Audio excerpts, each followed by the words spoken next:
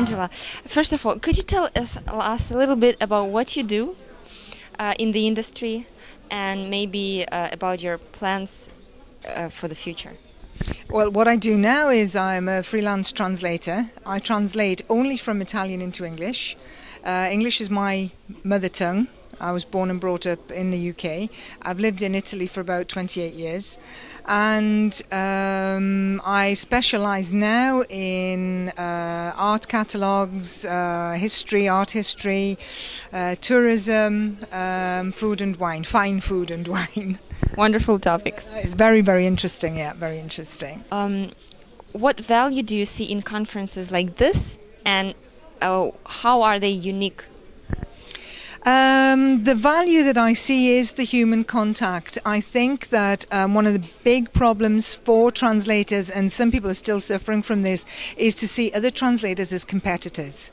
You need to perceive your fellow translators as colleagues and to form a kind of union to ensure that you are not exploited, to help each other, to share jobs, to pass on jobs when you can't do it, to give people advice, to be able to ask people for advice, to not be isolated, because isolation leads to exploitation, leads to loss of quality, it leads to a loss of contact with reality, which means that you cannot do your work properly. So I think that a conference that is generated by a big virtual community like ProZ, it expresses the need that we all have for human contact and to look each other in the face and to realize that we're all looking for the same thing, which is to do a good job and do it for an honest amount of money.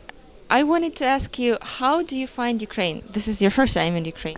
Yes, well, I've only seen Kharkov, but it's a lovely city. I was surprised to see the very wide avenue and the huge plaza. The beautiful architecture is very, very interesting.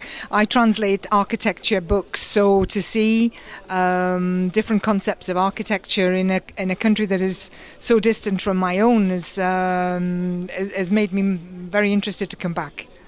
Thank you very much, and I hope to see you on another event. So stuck at home between treatments and between trying to figure out, what I was going to do with my life. Was I going to go back into that terrible situation, or was I going to try and find something else?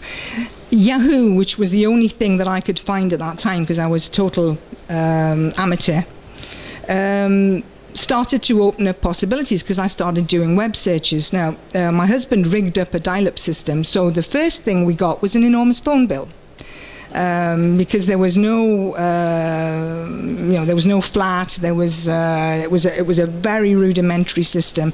And when we got the phone bill at the end of the quarter, my husband looked at it and he said, "What on earth have you been doing?" And it was basically just connecting up to Yahoo and searching, reading things, and finding out that translation, which was something that I was doing on a very small scale in the company, actually had a huge potential. And I said, well, I know I'm good at doing that. If I can find a way into that market, then I don't have to go back to work. We can set up an office at home. I mean, it really was, it was a revelation. It was like, on the road to Damascus kind of thing. And strangely enough, my husband, who is an engineer, and so he does all the technical parts, he said, well, you've got nothing to lose. Maybe we're going to have a couple of big phone bills, but let's try it, because the kind of town we live in, there were no translation agencies. The nearest one was 30 kilometers away. You had to go on the bus or by car to them, work in their office, leave them the translation, and then go home. That was the only way you could work with a translation agency at that time. And even they were well advanced because they actually had a computer. I mean, in the office I was actually translating manuals, printing the pages, cutting out photographs of the machinery, gluing it to do you remember doing this kind of thing? And then photocopying that, punching holes in it, and that was the manual that we were sending to the customer for machinery that cost $1 million. I mean, we weren't making like garlic crushers, we were making state-of-the-art machinery, but this was the only system we had for the technical manuals. So yeah, I started, spending time looking and seeing what came up. and this is what came up. The logo didn't look like this at the time. I don't think it was a different color. We had lengthy discussions about changing the color, about changing the graphics, but this was the site that kept coming up. Apart from translation agencies, this was something else. It was unique. So there I was with my badly paid job, the prospect of having to finish my sick leave, go back into that situation, and go back to translating heavy-duty engineering manuals, doing negotiations, where I was interpreting for sales engineers who didn't know anything about what they were selling. So because I was interpreting, obviously I learned about the subject. I could actually run a machine. I could grind a gear.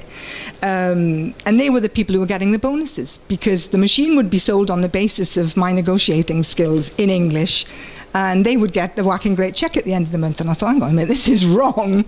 But I couldn't be a sales engineer because I couldn't travel, I couldn't go out on other people's sites. So, you know, I thought, no. And this became a point of pride, because I thought, I have skills, I have intelligence, I know. Why should I be cut out of a process where I can make money for my family and give us the opportunities to do what these people are doing?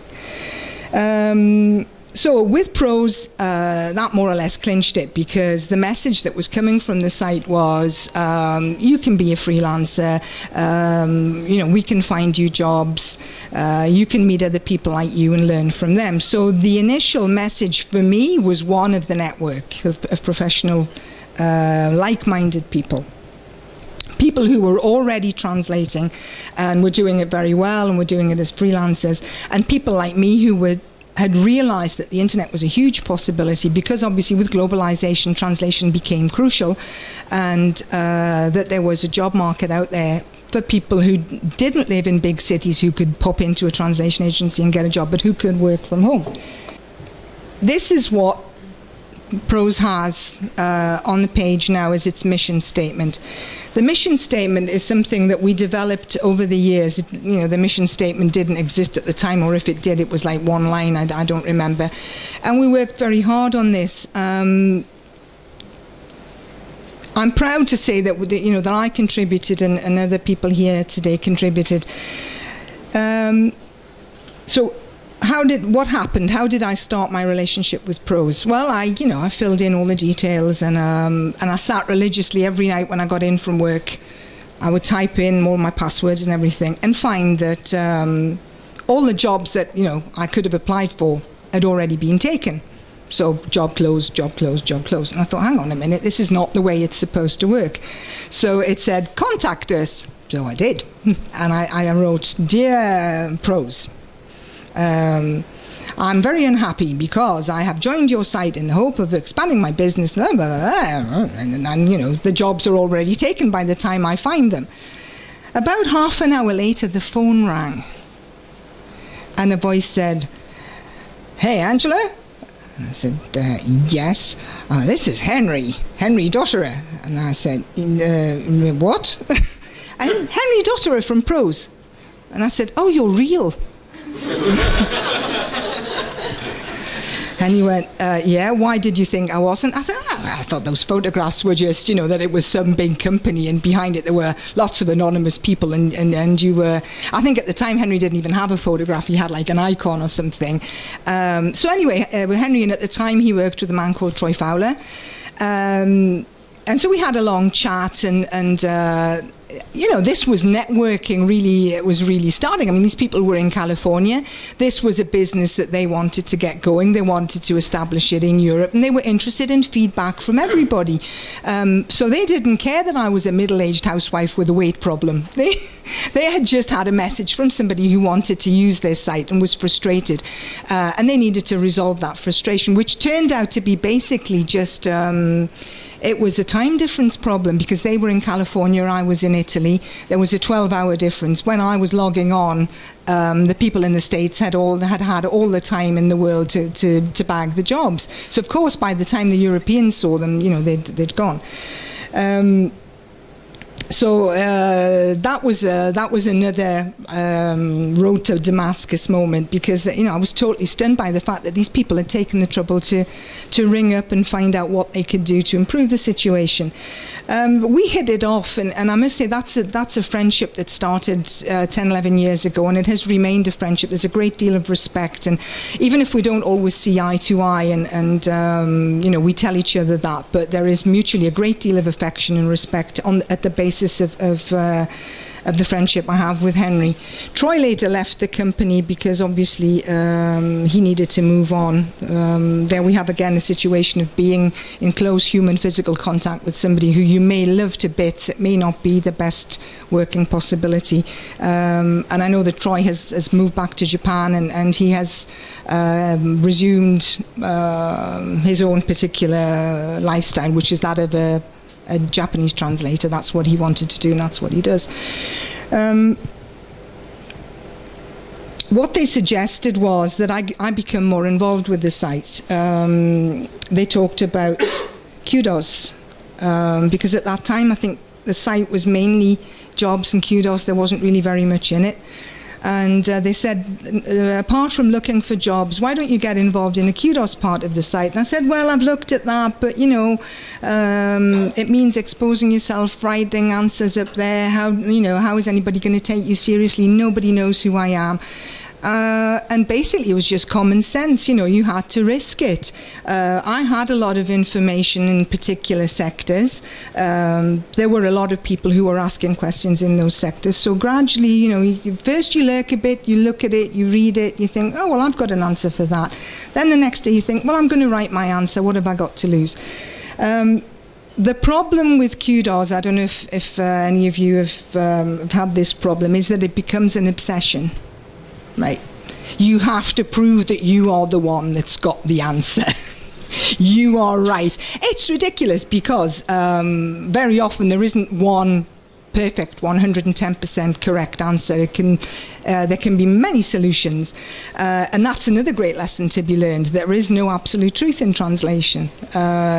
So that opens your horizon straight away, because there are people who are as good, people who are much better than you are, people who have got more experience, and you must not compete with these people. That's the very big lesson that Kudos taught me. However good I knew I was, or people were telling me I was, there were people who in certain situations, in certain jobs, in specific aspects, were going to be always miles better than me. And all I could do was learn from them, pick up the hints that they were very generously meting out, and try to build my business on that. And here you can see, I haven't answered Kudos for about 3 or 4 years, I don't think. So this is what I clocked up. And you can see that one of my highest points rates is in technical and engineering, because at that time that was what I knew. And I had developed a style of, because I'm not an engineer, so before I would translate something, somebody had to explain it to me, and then I'd go and find the right word. That was how I helped my colleagues. I would explain in layman's terms and say, it's made like this, it does this, and this is the right word. Then I learned to say, this may be the right word, or check this word, this is what I've been using, see if it's suitable. You just change the register of the way you offer answers.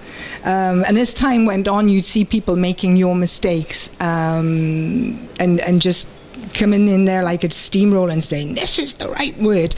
And even if it was the right word, it was just antagonizing everyone. Nobody liked that. So, then that was the suggestion that we tried to give people was, it's what the Italians call proporsi. It's like showing yourself in a good light, in an amenable light. The first thing that people have to think is, oh, that's a nice person. That's somebody I can ask. That's someone I can talk to. That's someone who'll give me advice. That was a big lesson that I learned. People may think you're the world's best, but if you're not pleasant as well, if you're not modest, humble, approachable, then it's not going to really get you very far with colleagues, with networking, and eventually with customers as well. Even the customer wants an approachable translator, someone they can talk to. That's my personal experience. Right? What the downside of this is, I still get people who write to me offering me engineering manuals, something I haven't done for 10 years. I am the living example that you can reinvent yourself at 45, 46, 47, because I was translating engineering stuff that I found totally boring. I wasn't interested in it at all. And I wanted to translate the stuff that I love, which is art, it's history, it's the traditions of the countries that I know about, England and Italy, all the niceties of the society, the food, the recipes, the wines, all the stuff that makes life nice. I wanted to make my contribution to spreading that part of the society that I live in, making it available to other people. So even though my profile, if you look at it, it no longer includes engineering and mechanical stuff as one of my specializations, people look at Kudos. They'll see that 2,000 points or whatever it is and say, oh yeah, this is a person who'll do a manual for me. Whereas the really important part is underneath. It's the 751 art and literary points. But because less questions are asked in Kudos for those specializations, and quite often they are suggestions that you make, and there will be 15 different suggestions from 15 equally valid translators. Yours may be a great suggestion, but there's only one person who's going to get the points. So some you win and some you lose, and that's one of the failings of Kudos, is that it may not always reflect your actual quality as a translator in a specific sector. I mean, here I can't even see wine, food and wine. It's not even on the list of topics, because one of the problems with food and wine is that people think it's really easy to translate. They think it's, everybody eats and everybody drinks, so, I can do it. But I mean, we've been discussing this over the weekend.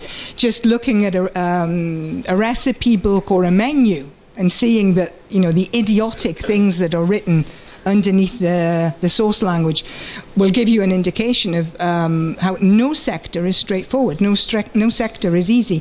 I do a lot of tourist manuals, tourist guidebooks. For the area where I live. I'm the biggest translator of guidebooks into English for the region where I live. And I've had people say to me, that's really easy, it's money for old rope. It's not. You have to do a lot of research, you have to learn to analyse the text that you have in front of you, because they're quite often written by university professors, by people who have a huge wealth of knowledge, and they're not very good at communicating it in an accessible way for the user. So as a translator, I think that your role is, if you're trying to attract people to try that dish or to visit that castle or to analyze that painting, you should somehow make that information accessible, not just with the translation, but with the translation of a specific clarity. It's not always easy to do, because it means rehandling the text, which can take a long time.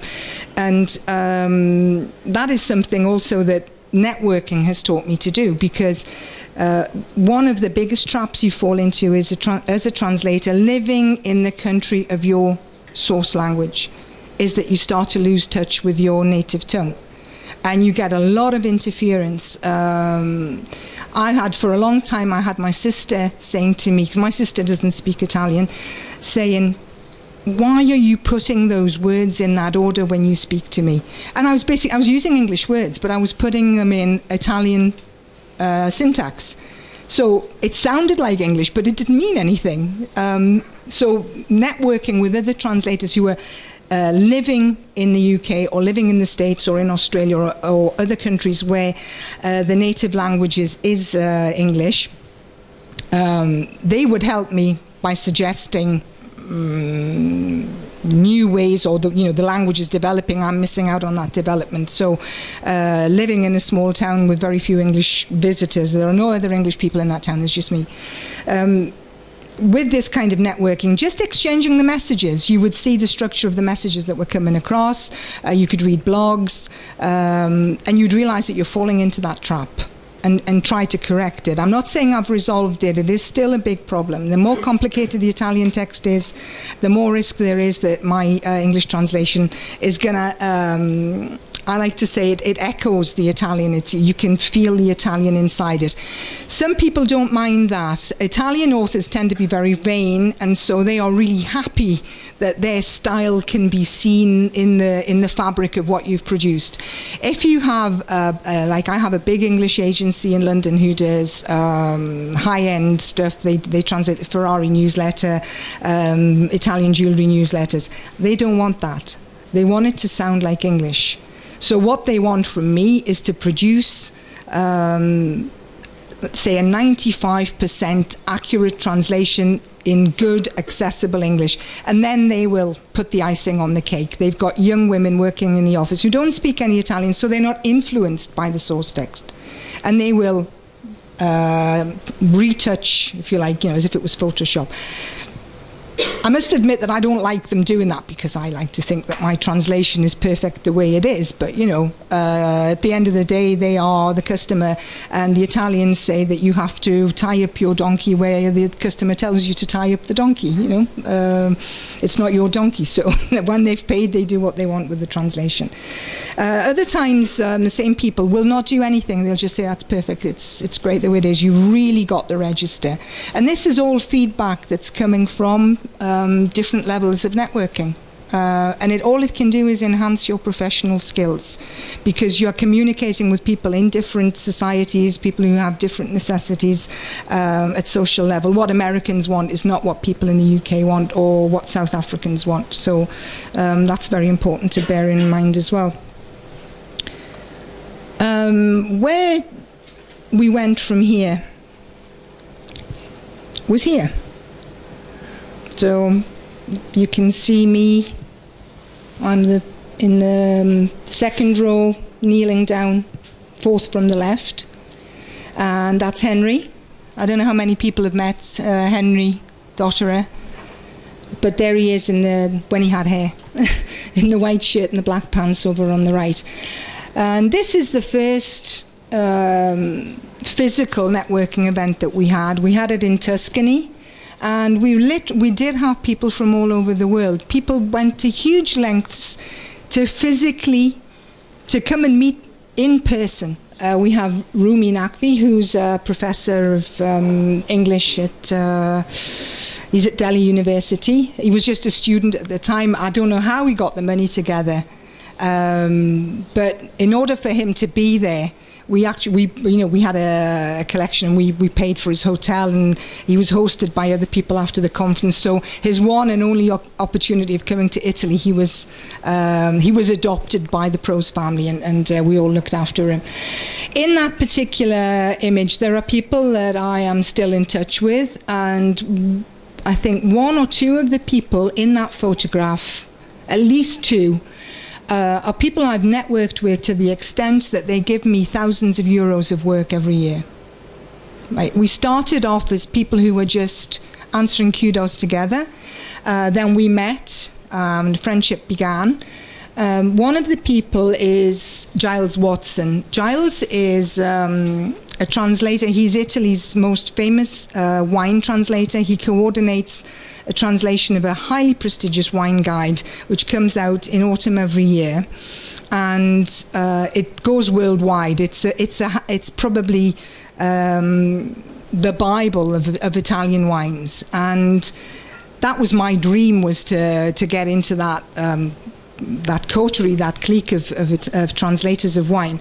So, and Giles is always looking for people, and he's very, very generous with his support, with his information. He is a born teacher. He wants people to improve. He doesn't compete with anyone. And so, meeting at that, I would never have dreamed of writing him a message and saying, would you offer me a job? I was just too frightened. But there we asked him to do a presentation. And after the presentation, because he said, I'm always looking for new people.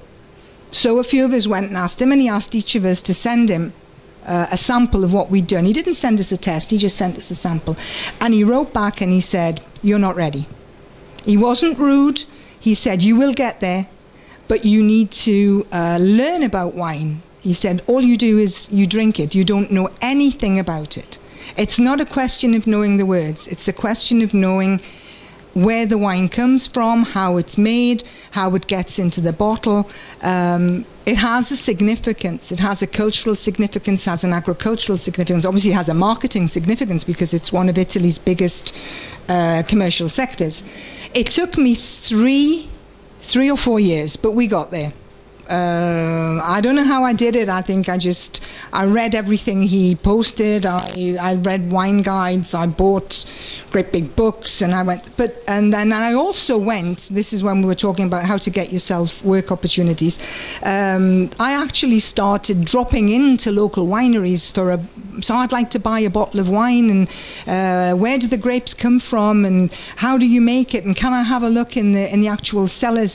And people were more than happy to illustrate the process and talk about something, because winemakers are very passionate about what they do. And that brought results, not in the sense that any of these people have offered me jobs, because they translate their own. They have a secretary who speaks English, and they do their own, and it's rubbish, but there's nothing. I still haven't got to the stage when I've been able to persuade them that they need a proper English translation of their website and their brochure, because their wine is selling. So as long as the cellars are empty by the time the next harvest comes round, for them it's superfluous. Other customers are more advanced, they're more ahead, they're in the American market, their major customers are Canadians, Americans, and so they need very, very precise, very targeted translations, and with those people we've made progress, but I'd say that it's a small percentage of Italian winemakers, because there are thousands of Italian wineries of different scales. Some of them are producing an excellent product. Some of them don't even have a website, because they sell by word of mouth. So they're not looking at translation. They say, "No, I'm happy to work like this." So that's something you have to accept. You couldn't translate for every single winery in Italy anyway. So, there's room in that market for everybody, as long as they know what they're doing. So that was Giles. Networking with Giles allowed me to meet other people, other colleagues he has a mailing list of just for wine terminology. So you can ask the stupidest questions, but we have a good exchange, and I've been offered lots of really good work from people on that wine list.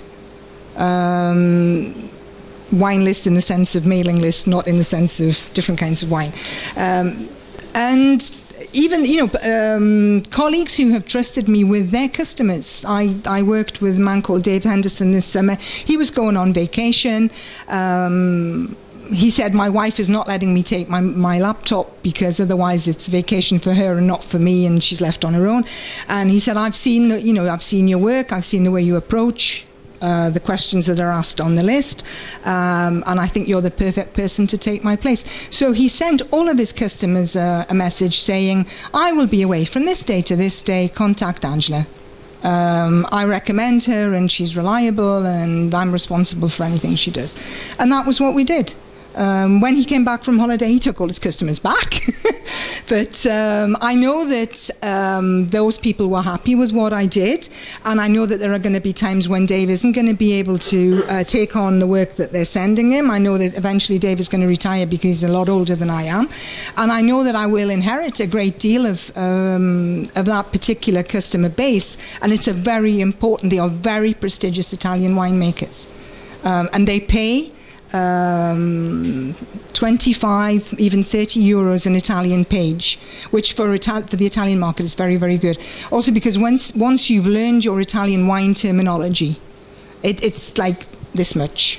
Once you've learned that, once you know what they're talking about when they're telling you to how long the wine is in steel tanks, how long it's in the barrel, why you use a barrel, and then you use how many months. It's just basically you learn how to make wine. You know what the terms are, and that's it. You've got your foot in the door with these people, and that was absolutely through networking. I did not approach this man in any way. He contacted me. And he's just one of the people on that list I've worked with. It works in the inverse sense that I have, through ProZ, been given very big, prestigious projects.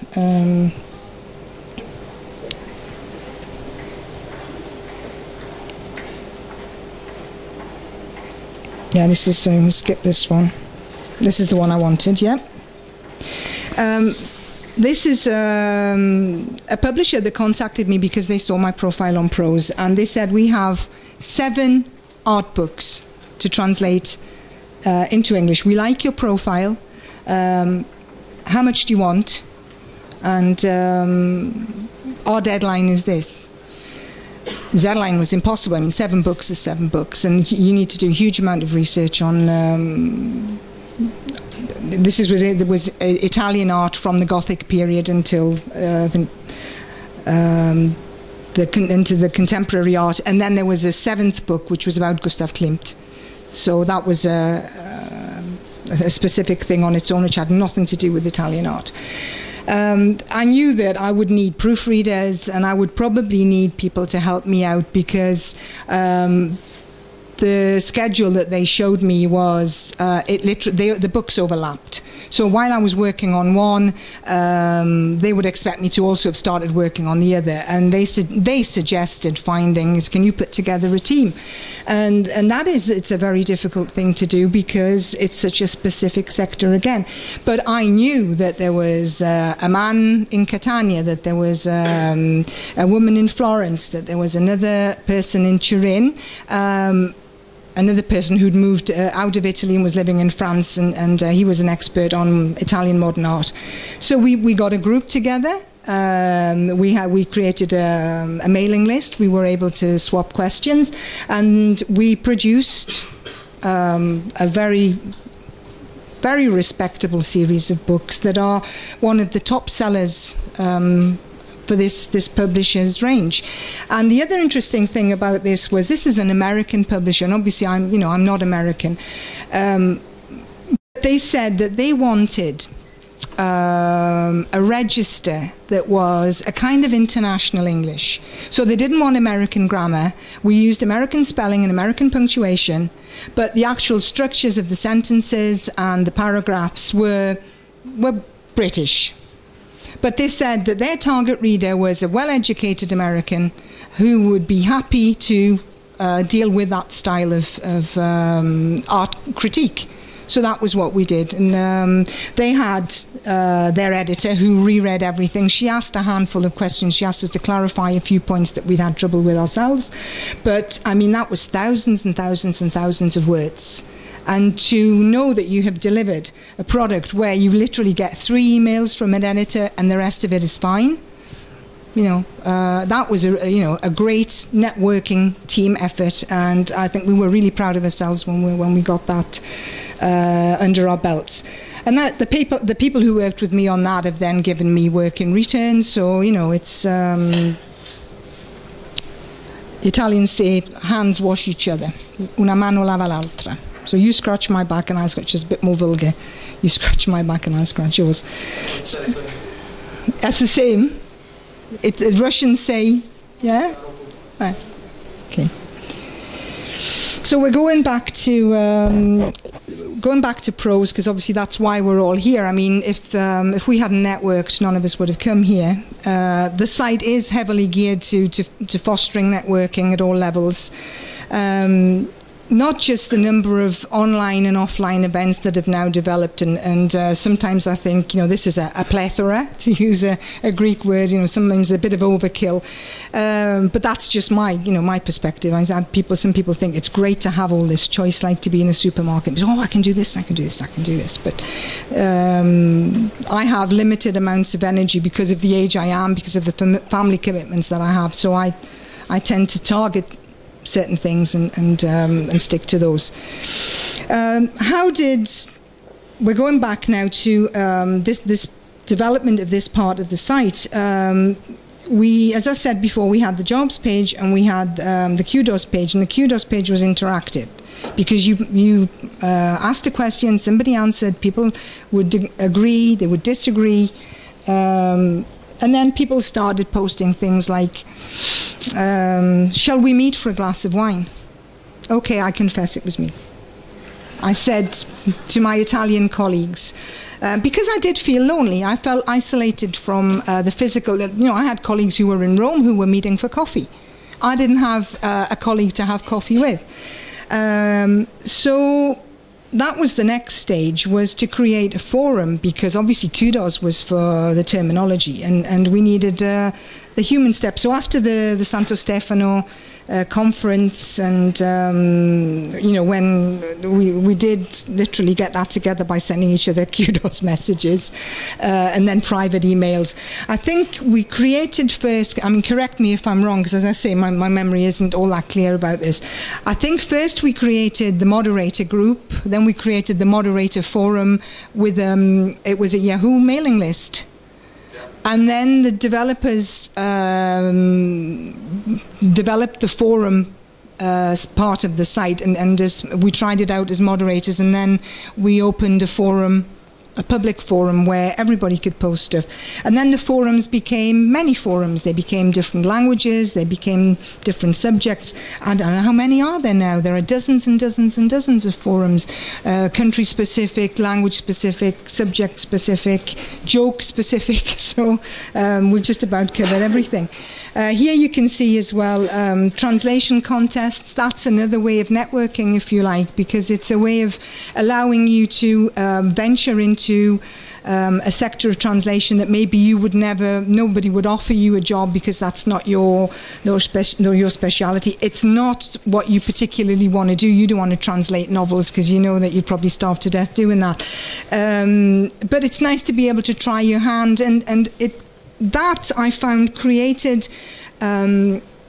It raised the levels of respect for the literary translator or for the editorial translator, because there tended to be there still is a big gap where people doing specific sectors of translation like clinical trials, financial statements, which are very important, and the legal aspects and human life depend on these translations being done properly.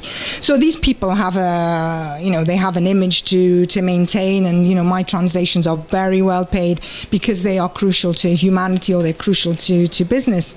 And going back to what I said before, it's easy to translate a recipe, it's easy to translate a short story. They tried their hand at this, and how how many people gave in and said, I just can't do it. You need a mindset. We limited it to 250 words, and the site was inundated with complaints because there were people who had a very narrow specialization, and they were so frustrated by the literary text that they were faced with that the next year a marketing text was proposed, which I think defeated the entire object of the exercise, because you're going back into the technical realm of it, whereas the literary side of it, it was asking you to set aside your preconceptions and your rules about how you approach work, and become involved in expressing a language for a language's sake. And it was real. I found it great fun. I didn't participate, but I wrote some of the texts that were translated. And I said to Henry, please don't tell anybody that I wrote that. And he said, why not? I said, because I will get a mailbox of messages from people saying it's rubbish. And I said, just put it up there, and it doesn't matter who wrote it, just ask people to translate it. And after the translations had come in and people had commented on the text, and because they didn't know who they'd written it, they were able to be very, very honest. And the feedback was great. So I had, people saying, who wrote this? Where did you get it from? And boosted my self-esteem, because the comments were made totally dispassionately, not knowing who was the face behind the words, and that encouraged me as well to develop my writing skills in Italian, which is my second language. So it's something that I'm not always 100% confident with, and it's given me ideas for the future. For instance, I would like to I'm going to go on a creative writing course because I would like to develop my ideas into proper stories and maybe even a novel about things that I have found very interesting in the people I've met, the people I've networked with. I've learned some very interesting, fantastic stories that, you know, if you read them in a book, you think they're supposed to be made up. And they are true stories, and I think they deserve to be told. And the feedback I got from the ProZ network was very useful to me in that sense, and I will go ahead with that particular path in my life. And I'm hoping that a creative writing course will also help me with my translation, because it's going to be an English creative writing course, and it's going to be analysing text and looking at ways of presenting ideas. And I'm sure that is going to be a huge help to improving my translation skills into English. All right, so what have we got here? What happened with the networking? The networking started to, it just eats into your time. You really have to have a lot of self-control. When you get involved in a site like ProZ and you get involved in moderating and answering Kudos, there's a whole life behind the scenes, because when someone writes to a moderator, they expect a reply, then there may be a debate, there may be a fight, insults will be exchanged. And I don't know about you, but when somebody sends me a nasty email, I get really upset. I don't possess a water off a duck's back attitude. I take it very personally. And it's impossible for people to say to me, look, that person has written that because they're angry. They don't know you. They've never met you. It's still an insult. It's something that I would sit there and I wouldn't be able to work, and I'd think, oh, why did they say that? And maybe I am like that. And my self-esteem was damaged. So, and it was eating into my time, into my, it was causing problems in my family because I was in a bad mood all the time. So then I thought, nah, it's not worth it. I've invested in ProZ, I've given a lot, I've had a lot back. It's time to step down, and you need to step down and step back as well to give everybody else a chance. You know, you can't be front of stage all the time. It gets to a point where there are fantastic, talented, young, not so young, resourceful people who need a stage, and you have to be generous and you have to give them that stage. It may not be ProZ, it may be something else, but the doors have to be open. And we are all sufficiently intelligent and I think sufficiently humble to realize that we can learn from everybody. We can learn from people who are older than we are, but also from people who are a lot younger. I have learned a lot of things from my son, who is he's 24, and he has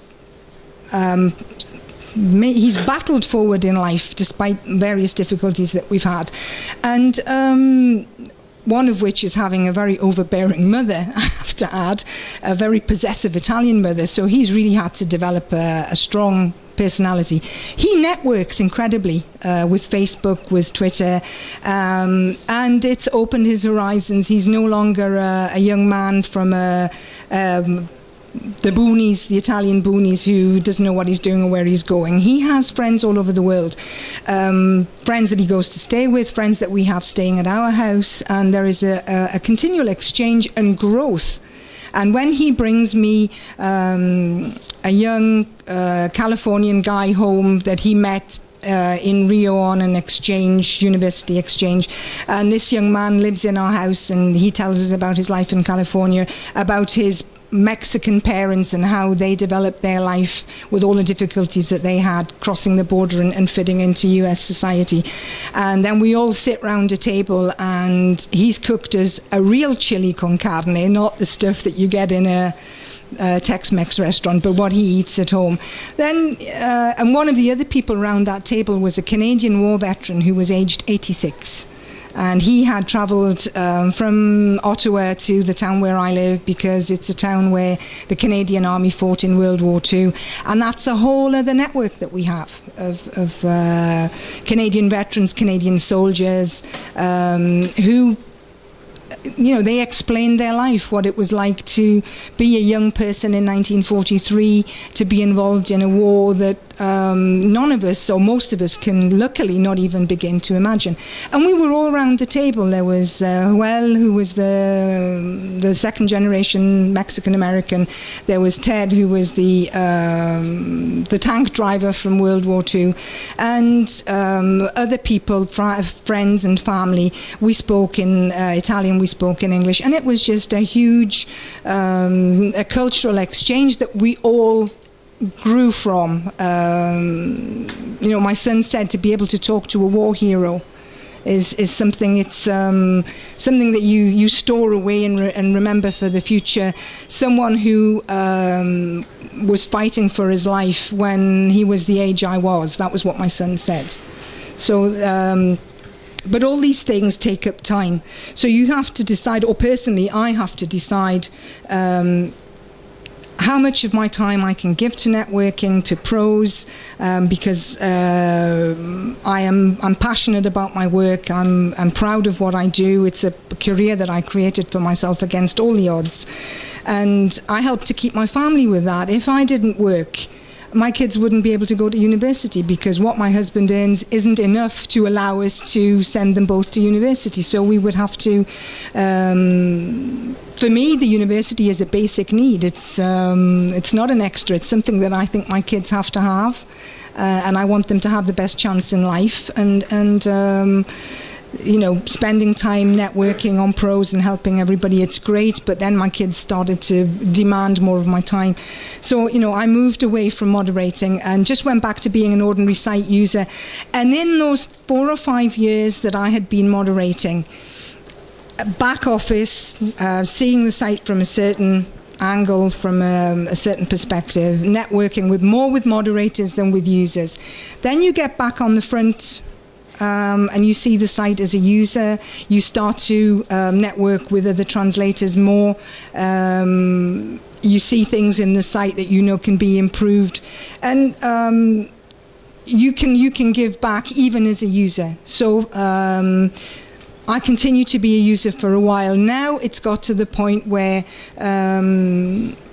the kind of networking that it provides, I really do limit it. I mean, I get contacted through ProZ from people who are asking for help with terminology, people who are offering jobs. Although one of the great mysteries that I have to solve is that I have people writing and saying, we've seen your ProZ profile, we think it's fantastic, and we want to offer you a job at 3 cents a word. So my reply is, please can you tell me what it is on my profile that makes you think I work for 3 cents a word? And I will remove it, because I think that I have created a high-level page that expresses a certain kind of price range. And the message isn't getting through to some people. So I don't know where the communications are breaking down, and I ask you all to give me your considerations on this. But I find that particularly strange. That that's a sector of the market, and that's what they pay, and that's what they think they should be paying, and it's not your fault, and you don't have to change anything. But it still worries me a wee bit. So. The stage we're at now is that I'd created my network, and the network continues to grow because there are, colleagues of colleagues who get in touch and say, my colleague recommended you, or can you help me out? There are many reasons why people write. And of course, we've now moved on to a different kind of networking.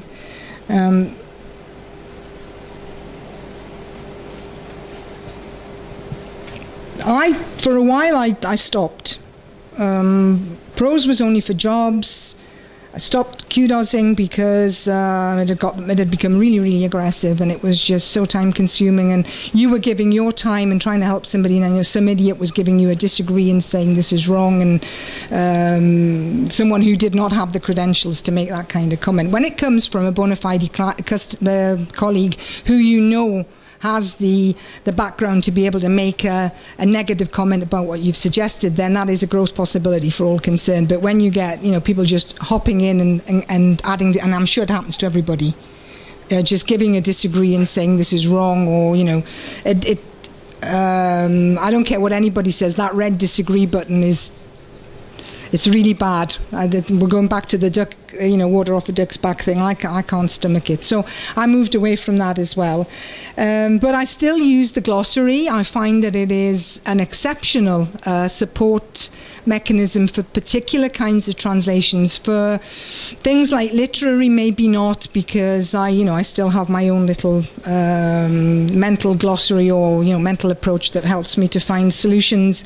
But for instance, legal, financial, as far as the Italian part is concerned, there are some very valid contributions, and not just to be read at face value. Don't just look at the answers. You need to read the whole page, read all the comments, decide if that's going to fit into your context, if that's the right thing for you. If you're still not sure, then you can always ask again and say, well, we've had all this, and maybe someone new will see the page and give you information that didn't come up in the first time the Kudos was asked. There's no reason why a Kudos can't be asked again and more information is added. I think that's the great thing about that part of the site. But at the end of the day, once you become a networker and you're used to having these exchanges with people, you do miss it. And I think it was probably ProZ, people from ProZ, maybe Jared said, they sent out an invitation saying ProZ has got its own Facebook page, why don't you join? Then I got my kids saying, you're too old, this is not Facebook's not for people your age, it's for young people, what are you doing? And, but I thought, no, I'm going to give this a try. I don't see why I should be dictated to by by my kids.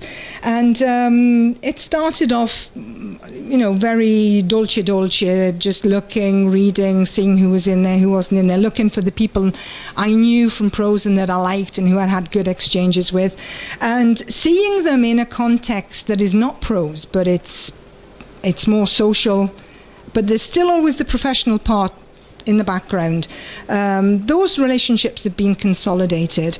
I haven't had any work from the Facebook page, but it has strengthened relationships with people who I knew marginally as a moderator or as a Kudoser. So now I have a big group of other translators who work in my language pairs, who I can exchange information with.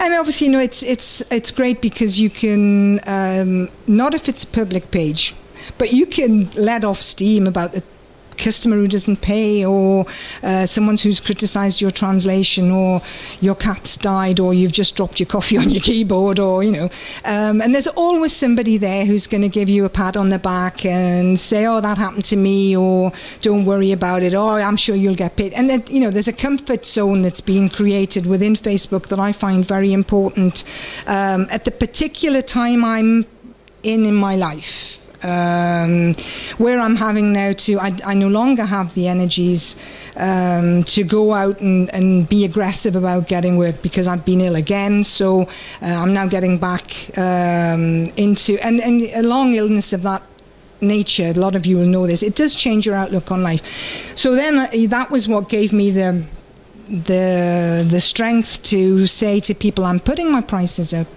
I'm a good translator. I deserve more than this. This is what I'm going to charge. If you can't afford it, I'm sorry, but I've got to move on.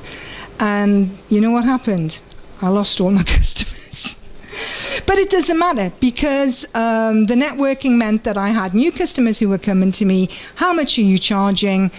People like Giles Watson or other colleagues who charge huge amounts of money compared to what I was getting before had given me the confidence to say, it may take you a while, there may be a few weeks where you're going to have very little, or you may not even have anything, but use that time to, brush up your profile, send out CVs, go on holiday. And work will come in at better rates. And this is another lesson I've learned through these people. If you are taking on masses of work at 5 cents a word, you are going to be busy all the time. So when the highly paid job comes in, you won't be able to take it because you're already working 15 hours a day, Saturdays and Sundays. So with a friend, someone I met through ProZ, someone who I've networked with, who we set up a translation team, who works in completely different sectors from myself, and so we've been able to swap know-how.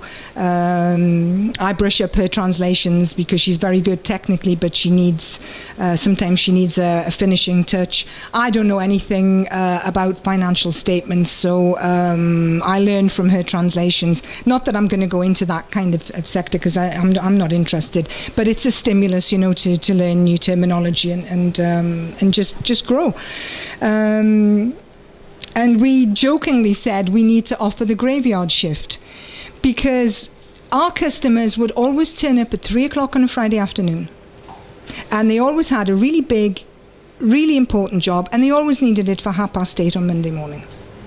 So we're going to leave weekends free. We're going to take our days off through the week. We're going to have an afternoon off.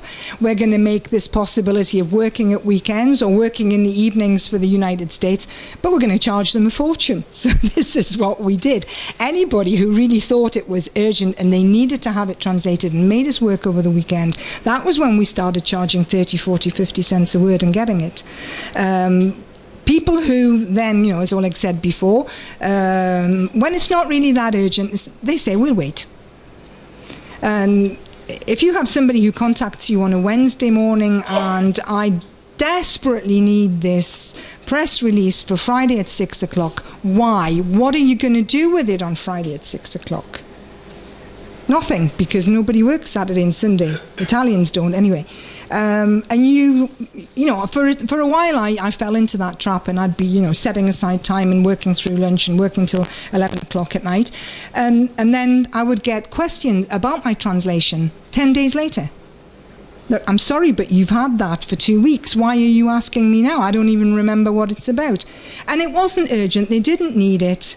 And the question always is, are you sure you need it? But this is something I learned through networking, realizing people saying, oh, they're doing it again, they're contacting me for something urgent, and then I'm sure they're not going to need it, and they're going to start asking me questions about it weeks and weeks later. Something that if I had just been working in my little box in my little office with my cat and my cup of coffee, I wouldn't have learned any of this. So even if you are a very introverted, very reserved person who doesn't particularly think they have need of human contact, I can assure you that we all do, and you can dose it very well. You don't have to get out of your pajamas to network. Basically, there are other forms of networking. There are things like Twitter. I don't subscribe to any of these. I very rarely. I do read blogs, but I don't write them and I don't participate in them. I'll read forums, I read mailing lists. I've become very rude in that I generally absorb 99% of what I read, what I look at, and I very rarely contribute. If I contribute, it's in private, because I just can't stand the heckling and the hassling and no, you're wrong and I don't agree, and I've got very lazy or very arrogant, or whichever way you look at it. But something like Twitter, if we've had a 2011 Arab Spring, it's thanks to Twitter with its 140 keystrokes. So hey, go for it. We can skip all this. Basically, what I did was, when Oleg asked me to talk on this subject, I decided to have a little survey, because I have got 550 Facebook friends. Nobody answered. I asked 2 or 3 times, half a dozen people replied. People are just not interested in replying to things like, why do you network, or what are the good things or the bad things about networking. So I don't know why that happened, but that was the way it went. At the end of the day, to network, not to network, yes, obviously it's 150% yes. There are the negatives. Be careful about how much time you spend on it. Be careful how much information you give out about yourself. Trust people to some extent, but not completely, and don't post photographs of yourselves blind drunk in the pub we were in last night, because even your best friends probably don't think it's particularly professional. So you can do that in other ways. Right. Anyway, that's it. Thank you.